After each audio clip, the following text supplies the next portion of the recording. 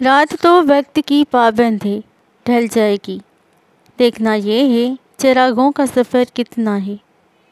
شہریار نے پورا دن ساتھ میرب، علی، عنایہ اور حمزہ کے ساتھ ہی گزارا تھا۔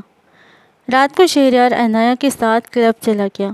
وہ کلب ان کے گھر سے زیادہ دور نہیں تھا۔ کلب میں شہریار نے عنایہ کے منع کرنے کے باوجود کافی شراب پی لی تھی، جس کی وجہ سے وہ ہوش سے بیگانہ ہونے لگا تھا۔ عنایہ نے اسے بہت کہا کہ وہ اسے ڈراپ کر دیتی ہے، پر شہریار نے انکار کر دیا۔ آئمہ بیگم ہر روز شہریار کا انتظار کرتی رہتی تھی۔ جب تک وہ گھر نہیں آ جاتا تھا اسے نیند نہیں آتی تھی۔ آج بھی وہ لاؤنج میں بیٹھی شہریار کا انتظار کر رہی تھی۔ رات کے 2 بج چکے تھے اور شہریار ابھی تک گھر نہیں آیا تھا۔ شہریار آئمہ بیگم یا گھر کے کسی بھی نمبر سے کی گئی کوئی بھی کال ریسیو نہیں کرتا تھا۔ تھوڑی دیر بعد چوکیدار شہریار کو سہارا دے کر اندر لایا تھا۔ شہریار کے قدم لڑکھڑا رہے تھے۔ وہ نیم بے ہوش سا تھا۔ اس کی حالت بہت خراب تھی۔ ارے بیٹا، یہ کیا ہوا؟ کیسے ہوا یہ سب؟ کتنا خون نکل رہا ہے خدایا! شاکرا جلدی سے فرسٹ ایڈ باکس لے آؤ اور واجد کو ابھی بلا لاؤ۔ آئمہ بیگم شہریار کو دیکھ کر چلاتے ہوئے بولی۔ شہریار کے سر سے ہلکا ہلکا خون نکل رہا تھا اور ساتھ ہی بازو سے بھی رگڑ آنے کی وجہ سے خون نکل رہا تھا۔ شرٹ بازو سے پھٹی ہوئی تھی اور وہ نشے میں دھت تھا۔ اف خدایا! ولی محمد، یہاں لٹاؤ اسے۔ شاکرا جلدی آؤ، کہاں رہ گئی ہو؟ آئمہ بیگم نے شہریار کو صوفے پر لٹانے کو کہا تھا۔ ولی محمد نے شہریار کو صوفے پر لٹا دیا۔ آ گئی بیگم صاحبہ، یہ لیں۔ شاکرا نے فرسٹ ایڈ باکس آئمہ بیگم کو پکڑا کر اپنی سانس بحال کی تھی۔ کیا ہوا شہری کو؟ ولی محمد، مجھے دیکھنے دو۔ واجد احمد نے چوکیدار کو سائڈ پہ کر کے خود شہریار کے پاس صوفے پہ بیٹھ گیا۔ لاؤ، مجھے دو۔ واجد احمد نے آئمہ بیگم سے فرسٹ ایڈ باکس لینے کے لیے ہاتھ آگے بڑھایا۔ ہمیں اسے ہاسپٹل لے جانا چاہیے۔ آئمہ بیگم شہریار کی حالت دیکھ کر روتے ہوئے بولی۔ نہیں، پریشان مت ہو، زیادہ نہیں ہے۔ واجد احمد نے زخم صاف کر کے شہریار کی پٹی کر دی۔ شہری بیٹا، اٹھو، یہ پین کلر لے لو۔ واجد احمد نے درد کی گولیاں نکال کر شہریار کے ہاتھ پہ رکھی، جنہیں تھوڑی دیر بعد شہریار نے منہ میں ڈال کر پانی کا ایک گھونٹ پی کر نکل لیا تھا۔ آپ اسے ہاسپٹل لے چلیں، دیکھیں نا، اسے تو ہوش ہی نہیں ہے۔ آئمہ بیگم نے اپنے آنسو صاف کرتے ہوئے پریشانی سے کہا۔ بے ہوش نہیں ہے، نشہ زیادہ کیا ہوا ہے۔ تم پریشان نہ ہو، واجد احمد نے آئمہ بیگم کو تسلی دیتے ہوئے کہا۔ اچھا شاکرا، تم جاؤ، دودھ میں ہلدی ڈال کر لاؤ۔ آئمہ بیگم نے شاکرا کو ہدایت دی۔ واجد احمد اور چوکیدار نے مل کر شہریار کو اس کے کمرے تک پہنچا دیا۔ تھوڑی دیر بعد شاکرا ہلدی والا دودھ لے کے گئی تو شہریار گولیوں کے زیر اثر سو چکا تھا۔ شہری نے آج بہت ڈرنک کر رکھی تھی۔ اس کی یہ غلط عادتیں بڑھتی جا رہی ہیں۔ میں تو بہت ڈر گئی ہوں، آئمہ بیگم نے واجد احمد کو مخاطب کر کے کہا۔ وہ دونوں ابھی بھی لاؤنج میں ہی بیٹھے ہوئے تھے۔ ہاں، ٹھیک کہہ رہی ہو، میں اسے کچھ کہنے سے ڈرتا ہوں کہ جوان خون نے کہیں کچھ کر نہ گزرے۔ آج بھی وہ سعد، حمزہ یا علی وغیرہ کے ساتھ نہیں تھا، کسی اور کے ساتھ تھا۔ واجد احمد نے بھی پریشانی سے کہا۔ آپ کو کیسے پتا؟ آئمہ بیگم نے حیرانی سے پوچھا۔ اگر وہ ان تینوں کے ساتھ ہوتا تو ایک تو وہ لوگ کبھی اسے اتنی ڈرنک کرنے نہیں دیتے، دوسرا وہ اسے اس حالت میں کبھی اکیلا گھر نہیں آنے دیتے۔ واجد احمد نے اپنا اندازہ لگایا۔ ہو سکتا ہے، میں تو بہت ڈر گئی ہوں، کہیں کوئی غلط کام نہ کر گزرے۔ آپ ایک کام کریں، اس کی شادی کر دیں۔ آئمہ بیگم نے ایک حل پیش کیا۔ ٹھیک ہے، بات کروں گا میں کل شہری سے۔ ہو سکتا ہے وہ میری بات نہ مانے، اس لیے لارب اور سعد وغیرہ سے بھی کہوں گا، وہ مل کے اسے منا لیں گے۔ تم پریشان نہ ہو، سب ٹھیک ہو جائے گا انشاءاللہ۔ واجد احمد نے آخر میں آئمہ بیگم کو تسلی دیتے ہوئے کہا۔ انشاءاللہ، اللہ میرے بچے کو اپنے حفظ و امان میں رکھے، آمین۔ آئمہ بیگم نے دل سے دعا مانگی، ثم آمین۔ چلو اب سو جاؤ، رات بہت ہو گئی ہے۔ واجد احمد کہتے ہوئے اٹھ کے اپنے کمرے میں چلا گیا۔ آئمہ بیگم بھی اٹھ کے اس کے پیچھے پیچھے چل دی۔ ذاکر خاندان والے سب پوری رات ہلا گلا کرتے رہے تھے۔ صبح فجر کی نماز ادا کرنے کے بعد وہ جس کو جہاں جگہ ملی وہ وہیں سو گیا، سوائے حیات احمد، ذکیہ بیگم، ربینہ بیگم، زمینہ بیگم اور یاسمین بیگم کے۔ وہ لاؤنج میں بیٹھ کر باتیں کر رہے تھے۔ شہناز بیگم گھر کی سب خواتین کو محفل پہ آنے کی دعوت دے کر گئی تھی، اس لیے یاسمین بیگم نے سب لڑکیوں کو جا کے اٹھا دیا تھا۔ کچھ تو آرام سے اٹھ گئی تھیں پر کچھ نے کافی احتجاج کیا تھا، مگر کسی کی ایک نہ چلی تھی۔ مرد حضرات ابھی تک بڑے سو رہے تھے۔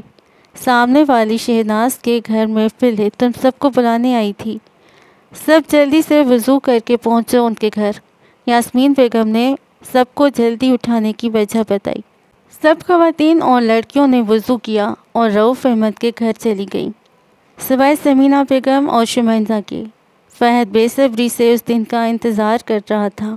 اسے لگا تھا کہ آج اس کا محبوب اس کے گھر ضرور آئے گا، پر شمائنہ کے نہ آنے سے اسے بہت صدمہ ہوا تھا۔ لاؤنج سے لڑکیوں کی نعتیں پڑھنے کی آوازیں آ رہی تھیں۔ قرآن خوانی کے بعد اب محفل بھی تقریباً ختم ہونے والی تھی۔ فہد ہال میں صوفے پر بیٹھا ابھی بھی شمائنہ کا انتظار کر رہا تھا۔ آنکھوں میں اداسی واضح تھی، ہونٹ سکڑے ہوئے تھے، دل بھی اداس ہونے لگا تھا، پر ابھی بھی اس کی کچھ امیدیں باقی تھیں اور وہ مسلسل دعائیں مانگ رہا تھا۔ یا اللہ پلیز ایک ہی دیدار کروا دے، بس پلیز اللہ میاں جی، پلیز پلیز۔ فہد آسمان کی طرف دیکھ کر دل میں دعائیں مانگ رہا تھا۔ بڑی طلب ہے تیرے دیدار کی میری بے چین نگاہوں کو، کسی شام چلے آؤ ان آنکھوں میں رات کا خواب بن کر۔ تبھی اسے کسی بچے کے زور زور سے رونے کی آواز آئی۔ فہد نے دروازے کی طرف دیکھا تو آنکھیں حیرت اور خوشی سے ایک ہی جگہ تھم سی گئی تھی۔ سکڑے ہوئے ہونٹ بھی مسکرا اٹھے تھے۔ آنکھوں میں جہاں کچھ دیر پہلے اداسی تھی اب بھرپور چمک اٹھی تھی۔ پلکیں تو جیسے جھپکنا ہی بھول گئیں۔ دل خوشی سے جھوم اٹھا تھا۔ اس کا محبوب اس کے سامنے تھا، اس کی دعائیں قبول ہو گئی تھیں۔ بلیک کلر کے شلوار قمیض میں ملبوس بڑی سی بلیک اور ریڈ کلر کی چادر، جس کے بارڈرز پر انتہائی نفاست سے گولڈن کام کیا گیا تھا، اپنے گیٹ لپیٹے جس سے اس کا باقی وجود ڈھکا ہوا تھا سوائے اس کے چہرے کے۔ گولڈن رنگ کے بالوں کی کچھ لٹیں بار بار اس کے چہرے پر آ کے اس کے رخساروں کو بوسے دے رہی تھی، جنہیں بار بار کانوں کے پیچھے کر رہی تھی۔ وہ ایک بچے کو اٹھائے ہوئے تھی جو گلا پھاڑ پھاڑ کر رو رہا تھا اور وہ اسے چپ کروانے کی کوشش کر رہی تھی۔ وہ لڑکی باقی دیکھنے والوں کے لیے عام شکل و صورت والی معمولی لڑکی ہو سکتی تھی، پر فہد کے لیے وہ بہت خاص تھی۔ سب سے زیادہ قیمتی وہ فہد کے لیے، وہ اس کے ایک ایک دیدار کے لیے تڑپتا رہتا تھا۔ فکر دنیا فکر آخر نہیں رہتی ہرگز، جب میں سر کو تیرے دہلیز پر جا دھرتا ہوں۔ دیر لگتی ہے پہنچنے میں میرے ہمراہی، تیرے ہر نقش کف پائے پہ جبیں رکھتا ہوں۔ کیسے یک طرفہ محبت کا میں اظہار کروں، تجھ کو کھونے سے میری جان بہت ڈرتا ہوں۔ شمائنہ نے حال میں کھڑے ہو کر اسماء کو اشارہ کیا تو وہ اٹھ کر اس کی طرف چلی آئی۔ پکڑے اپنے سپوت کو، توبہ کتنا روتا ہے یہ، شمائنہ نے روتے ہوئے عالیان کو اسماء کو پکڑاتے ہوئے کہا اور خود مڑنے لگی، جب صوفیہ نے اسے آواز دے کر روکا۔ شیزی، یہ سو گیا ہے، اسے گھر لے جاؤ۔ صوفیہ نے سوئے ہوئے فیضان کو شمائنہ کی طرف بڑھایا۔ نانا صوفی آپی، یہ بھی اٹھ کر اگر علی کی طرح رونے لگا پھر؟ مجھ سے چپ نہیں کرتے آپ دونوں کے بچے، شمائنہ نے اسماء اور صوفیہ کی طرف اشارہ کرتے ہوئے کہا۔ اچھا تم اٹھاؤ فیضی کو، میں بھی چلتی ہوں گھر تمہارے ساتھ، اسماء نے روتے ہوئے عالیان کو تھپکی دیتے ہوئے کہا۔ اچھا ٹھیک ہے، شمائنہ نے اسماء کو کہہ کر سوئے ہوئے فیضان کو اٹھا کر اپنے کندھے سے لگایا اور اسماء کے ساتھ گھر کی طرف چل پڑی۔ شمائنہ کو تو معلوم ہی نہیں چل سکا کہ وہاں کوئی اور بھی بیٹھا اسے اپنی نظروں کے حصار میں رکھے ہوئے تھا۔ اپنی نظروں سے کوئی اسے اپنے دل میں اتار رہا تھا۔ شمائنزا کے جانے کے بعد فہد کا سکتہ ٹوٹا تھا، پر اس کا دل مزید بے چین ہوا تھا۔ اس کا محبوب ہوا کے جھونکے کی طرح آگے جا چکا تھا۔ فہد اس سے بات کر سکا تھا، نہ جی بھر کے اسے دیکھ سکا تھا۔ فہد نے آنکھیں بند کر کے صوفے کی پشت سے ٹیک لگا لی۔ شمائنزا کا چہرہ پھر سے اس کی آنکھوں میں گھومنے لگا تھا۔ تمہارے دیدار کی قیمت اگر میرا خون ہوتا تو ایک ایک قطرہ تمہاری ایک ایک جھلک پر بہا دیتے۔ دن کے 4 بجے اس کی آنکھ کھلی تو سعد، حمزہ اور علی اس کے بیڈ پر اس کے پاس ہی بیٹھے تھے، جبکہ میرب اور واجد احمد ایک صوفے پر بیٹھے کوئی بات کر رہے تھے۔ سعد اور حمزہ کی طرح واجد احمد اور آئمہ بیگم کو بھی عنایہ کچھ خاص پسند نہیں تھی، اس لیے سوائے عنایہ کے واجد احمد نے شہریار کے سب دوستوں کو اس کے ایکسیڈنٹ کی خبر سنا دی تھی، اس لیے سب شہریار کو دیکھنے آئے ہوئے تھے۔ اپنے باپ کو اپنے کمرے میں دیکھ کر شہریار کو غصہ آنے لگا تھا۔ واجد احمد اور آئمہ بیگم کو اس نے اپنے کمرے میں آنے سے منع کر رکھا تھا، وہ کبھی بھی اس کے کمرے میں نہیں جاتے تھے۔ شہریار کا بس چلتا تو وہ اپنی والدت کے کھانے سے واجد احمد کا نام ہمیشہ ہمیشہ کے لیے ایسے ہی مٹا دیتا جیسے اس نے اپنے نام کے آگے لگنے والے اپنے باپ کے نام کو ہٹوا دیا تھا۔ خود کو شہریار واجد کی جگہ شہریار احمد بنا لیا تھا۔ اور شہری جاگ گیا تو سعد نے شہریار کی آنکھیں کھلی دیکھیں تو چلانے والے انداز میں بولا، شہریار بس اتنا ہی بول پایا۔ سعدی آہستہ بولو، وہ کوئی 400 میل دور نہیں ہے جو تم چلا رہے ہو۔ میرب نے سعد کو ٹوکا تھا اونچا بولنے پر۔ آہستہ ہی بولا ہے، سعد نے میرب کو آنکھیں دکھا کر کہا۔ شہری، اب کیسی طبیعت ہے تمہاری؟ درد تو نہیں ہو رہا نا زیادہ؟ علی نے میرب اور سعد کی باتوں کو نظر انداز کر کے فکر مندی سے دریافت کیا۔ ٹھیک ہوں، نہیں ہو رہا درد، شہریار نے بیڈ پر اٹھ کے بیٹھتے ہوئے جواب دیا۔ ایکسیڈنٹ کیسے ہوا؟ آپ کا سوال حمزہ کی طرف سے آیا تھا۔ مجھ سے بریک ٹھیک سے نہیں لگی، جس کی وجہ سے ایک درخت کے ساتھ کار ٹکرا گئی تھی۔ شہریار اب اپنے ہاتھ سے پٹی کھول کر 2 دن پہلے لگی چوٹ کو دیکھ رہا تھا۔ بچوں، آپ لوگ بیٹھو، میں تم لوگوں کے لیے کچھ کھانے کو بھیجتا ہوں۔ واجد احمد سمجھ چکا تھا کہ شہریار کو اس کی موجودگی سے غصہ آ رہا ہے۔ ہائے نیکی اور پوچھ، جلدی بھیجیے گا انکل، حمزہ نے فٹ سے جواب دیا۔ اوکے بیٹا، واجد احمد مسکرا کر کہتا ہوا منظر سے ہٹ گیا۔ اور بھوکے ندیدے، شرم نہیں آتی؟ تم یہاں شہری کی عیادت کو آئے ہو یا کھانا ڈھونسنے؟ اب میرب کے نشانے پر حمزہ تھا۔ بڑی اماں، تم تو چپ ہی رہو، کھانا جب آئے گا تب دیکھنا، سب سے پہلے کھانا ٹھوسنے تم ہی آؤ گی۔ حمزہ کہاں کم تھا۔ او ہیلو مسٹر حمزہ اویس، تم سے تو کم ہی ہے۔ اب میرب کا جملہ پورا نہیں ہوا تھا کہ علی نے اسے ٹوک دیا۔ 2 منٹ چپ کر کے نہیں بیٹھ سکتے تم دونوں؟ علی دانت کھینچ کر سخت لہجے میں بولا تو میرب اور حمزہ دونوں ہی منہ بنا کر رہ گئے۔ یہ زخم کافی بھر چکا ہے، سعد نے شہریار کے ہاتھ کی طرف اشارہ کرتے ہوئے کہا۔ شہریار کی طرف سے مختصر جواب آیا۔ تم اینی کے ساتھ گئے تھے رات کلب، ہمیں نہیں لے جانا چاہتے تھے، تبھی جلدی بھیج دیا تم نے ہم سب کو۔ اب سوال علی نے کیا تھا۔ شہریار نے جواب پھر پھیکے سے لہجے میں دیا۔ رات زیادہ نشے میں تھے، اس لیے بریک تم سے ٹھیک سے نہیں لگی ہے نا؟ علی نے پھر پوچھا۔ شہریار نے پھر مختصر جواب دیا۔ اتنی شراب کیوں پیتے ہو؟ کیوں نقصان کر رہے ہو اپنا؟ اگر اللہ نہ کرے ایکسیڈنٹ زیادہ ہو جاتا تو؟ سعد نے پھر سے پریشانی سے سوال کیا۔ شراب سے سکون ملتا ہے، ہوش سے بیگانہ ہو کر غم بھول جاتا ہوں اپنا، اور میرے پاس ایسا کوئی نہیں ہے جس کا نقصان میرے نقصان سے جڑا ہو۔ ایکسیڈنٹ زیادہ ہو جاتا تو بھی اچھا تھا، چند دن کا سکون یا ہمیشہ کے لیے سکون؟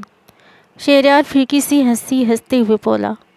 شہریار کے پاس بیٹھے ہوئے اس کے چاروں دوست تڑپ کے رہ گئے تھے اس کے الفاظ سن کر، پر اس طرح کے الفاظ ان سب کے لیے نئے نہیں تھے۔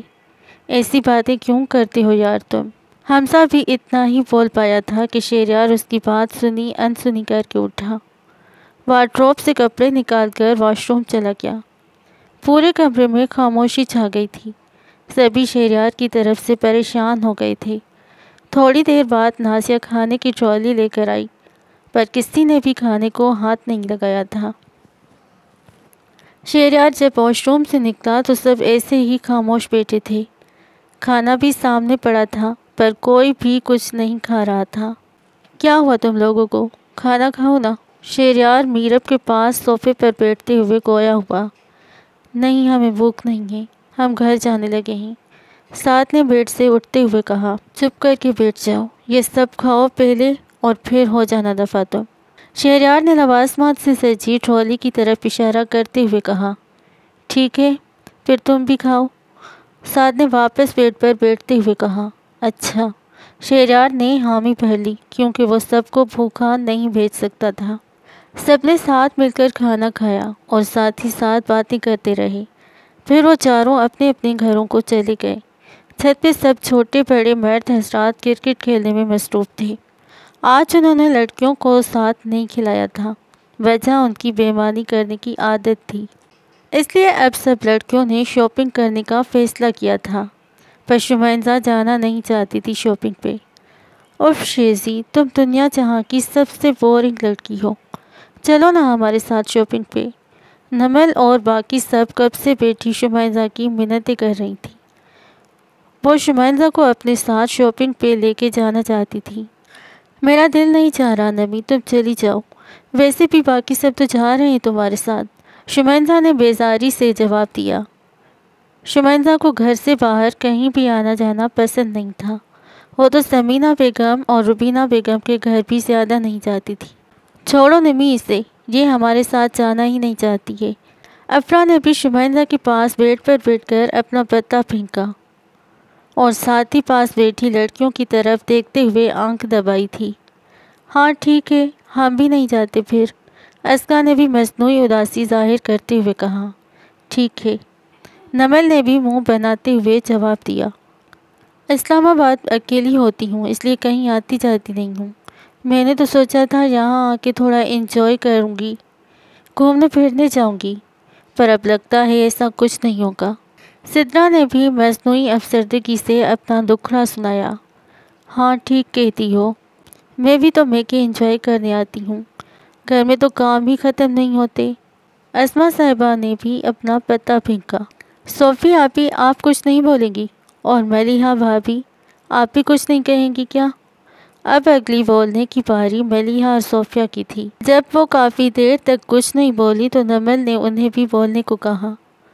میں تو ان چھوٹے موٹے بازاروں سے شاپنگ کرتی ہی نہیں، پتہ ہے سب کو، مجھ سے نہیں خوار ہوا جاتا ان بازاروں میں، تم ہی جاؤ سب، ملیحہ نے نحوست سے کہا اور وہاں سے نکل گئی۔ بائے، میں تو بہت جانا چاہتی تھی، پر اب شیزی مان ہی نہیں رہی، تو پھر دل پر پتھر رکھ کر چپ کر گئی ہوں۔ صوفیہ نے ملیحہ کی بات کو ہوا میں اڑایا تھا، کیونکہ وہ ملیحہ کی عادت سے واقف تھی، جبکہ باقی سب نے بھی ملیحہ کی بات کو زیادہ دل پہ نہیں لیا تھا۔ ایک شیزی کی وجہ سے ہمارا سارا پلان خراب ہو گیا، اوپر سے کسی نے بھی ہمیں میچ بھی نہیں کھلایا اپنے ساتھ۔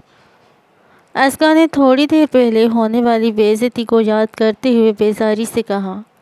جب اسکا، نمل اور سدرا نے چھت پہ جا کے ارسلان لوگوں سے کہا تھا کہ ہم لڑکیوں کو بھی اپنے ساتھ کرکٹ کھلاؤ، تو ارسلان اور امان نے ان کی اچھی خاصی عزت افزائی کر کے انہیں واپس بھیجا تھا۔ اچھا چلو، میں چلتی ہوں آپ لوگوں کے ساتھ۔ شمائنہ پر ان سب کے ڈرامے کا اثر ہو چکا تھا۔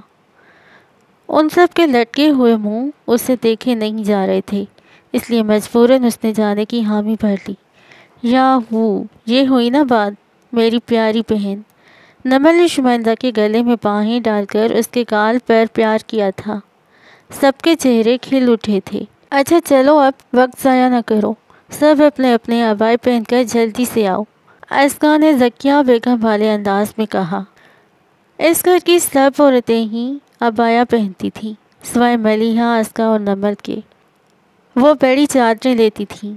گھر سے باہر نکلتے ہوئے شمائنہ نے بھی یونیورسٹی میں داخلے کے بعد سے ہی عبایا پہننا شروع کیا تھا۔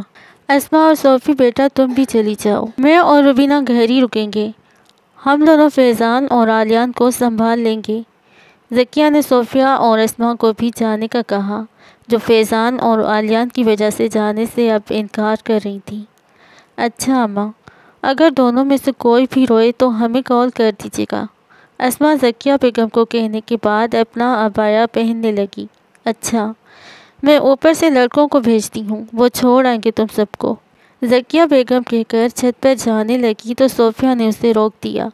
رہنے دے ممانی جی، یہ پاس ہی تو ہے بازار، پیدل بھی بندہ 5 منٹ میں پہنچ جاتا ہے، ہم خود ہی چلی جائیں گی۔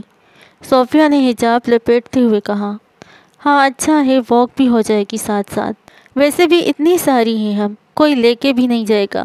آپ دروازہ بند کر لیں، ہم چلتی ہیں۔ اسما نے ذکیہ بیگم سے کہہ کر قدم باہر کی طرف بڑھا دیے۔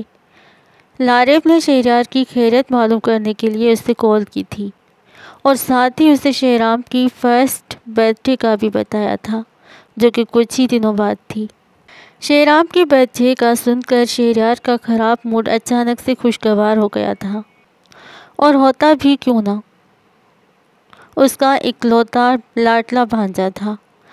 لارب سے بات کرنے کے بعد وہ اٹھ کر ڈریسنگ ٹیبل کے سامنے کھڑا ہو گیا، پرفیوم اٹھا کے اپنے اوپر چھڑکا، بال سیٹ کیے اور گاڑی کی چابی لے کر کمرے سے باہر نکل گیا۔ سر میں اور بازو میں اسے اب بھی ہلکا سا درد تھا، پر اس سے تو شہرام کی برتھ ڈے کی خوشی ہی اتنی تھی کہ وہ اپنا سارا درد بھول کر شہرام کے لیے شاپنگ کرنے چلا گیا۔ اسے آج ہی شہرام کے لیے گفٹس لینے تھے، کیونکہ کل اسے انہیں پارسل بھی کروانا تھا۔ انہوں نے شہر کے ایک لوکل بازار سے ساری شاپنگ کی، پر جب وہ گھر واپس جانے لگیں تو نمل اور ازکا نے فرمائش کر دی کہ انہیں شاپنگ مال دیکھ کر ہی جانا ہے۔ صوفیہ اور یاسمین بیگم نے کافی بائیں کی، پر انہوں نے ایک نہ سنی۔ ذاکر خاندان سے جڑا ہر ایک فرد اپنی چادر کے مطابق پاؤں پھیلانا اچھے سے جانتا تھا۔ کوئی بھی ایسی خواہش نہیں کرتا تھا جو پوری کرنا ان کے گھر والوں کے لیے مشکل ہو۔ ان کی خواہشات بھی بہت چھوٹی سی ہوتی تھی۔ امی ہمیں کچھ خریدنا نہیں ہے، بس یہ شاپنگ مال اندر سے دیکھنا ہے کہ کیسا ہوتا ہے، کبھی دیکھا جو نہیں ہے، پلیز چلے نا بس ایک بار۔ نمل نے یاسمین بیگم کا ہاتھ پکڑ کر پیار سے فرمائش کی۔ پھر کیا تھا، سب کو ہار ماننا پڑی اور وہ شاپنگ مال کے اندر چلی گئی۔ ان سب نے شاپنگ مال سے بھی کچھ چیزیں خریدی تھیں۔ شیزی جاؤ گڑیا، نیمی لوگوں کو بلا لاؤ، پھر ہم گھر چلتے ہیں، اسما نے شمائنزا کو دیکھتے ہوئے کہا۔ وہ سب بچوں کے کپڑے دیکھ رہی تھی، جبکہ ازکا، افرا اور نمل ان سے تھوڑی دور ایک میک اپ شاپ پر کھڑی تھی۔ آپ ہی میں، شمائنزا نے اپنی طرف اشارہ کیا۔ ہاں گڑیا جاؤ، بلا لاؤ ان کو، ہم ذرا یہ بچوں کے کپڑے دیکھ لیں۔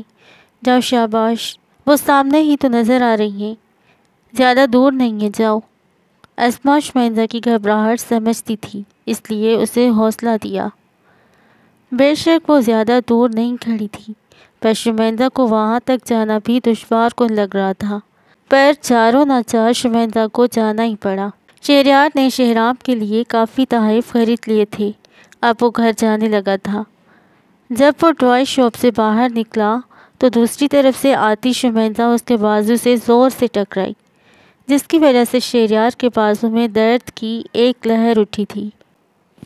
ہاتھ میں پکڑے شاپنگ بیگز زمین پر جا گرے تھے اور بیگ سے کافی ساری چیزیں نکل کر فرش پر بکھر گئی تھی۔ شہریار کا چہرہ غصے سے سرخ ہو گیا۔ شہریار نے پہلے فرش پر گرے شاپنگ بیگز کو دیکھا، پھر اپنے ایک سائڈ پر کھڑی شمائنزا کو۔